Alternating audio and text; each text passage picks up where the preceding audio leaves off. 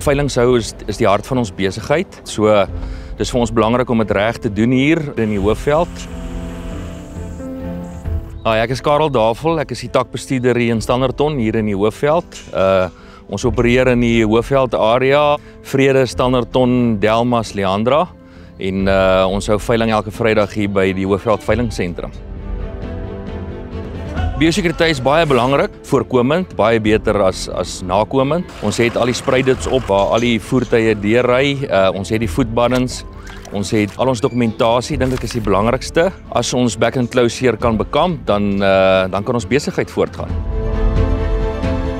Veilingspunte is die markbepaler in die omgewing en Standerton is een van die grootste veilings in die Hoofveld. En ons is baie dankbaar dat ons boere ons baie sterk ondersteun met enige projek wat ons aanpak en dan gee ons ook baie graag terug aan ons boerevereniging. So dis 'n baie goeie verhouding tussen die veilingshuis en ons boere daar buite. Ek dink BKB is die betroubare tuiste van landbou en ek dink dit is wat ons probeer uitleef hier in Standerton. So integriteit en vertroue by die boere is vir ons baie belangrik en ek dink die belangrikste eienskap is om diens te lewer aan ons boere.